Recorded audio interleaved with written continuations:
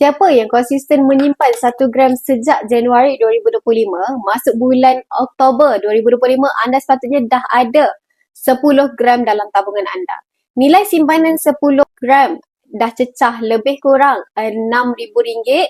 Bila anda menyimpan secara konsisten, anda bukan sahaja dapat penambahan gram emas dalam simpanan, malah anda juga dapat puratakan kos harga emas per gram yang telah anda beli. Katakan anda beli emas 1 gram secara konsisten pada bulan Januari dan belian emas pada harga RM409 sehingga bulan Oktober pada harga RM622.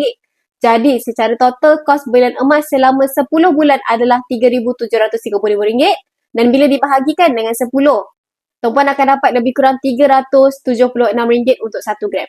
Bermakna kos purata per gram belian emas anda adalah pada harga yang lebih rendah daripada harga semasa, iaitu RM622. Dengan akaun emas Public Gold, anda boleh menabung emas secara konsisten ikut bajet anda serendah RM100. Walaupun simpanan ini tiada komitmen, tapi siapa yang konsisten menyimpan akan dapat rasa hasil yang lebih cepat. Dan semestinya simpanan emas bersama Public Gold adalah mudah, murah dan patuh syariah. Jadi untuk bermula, anda boleh rujuk pin video saya untuk langkah mudah daftar akaun emas secara percuma. Selepas mendaftar, saya akan bantu anda dengan cara dan langkah yang terbaik untuk dapatkan tabungan emas di Public Gold sesuai dengan bajet anda masing-masing.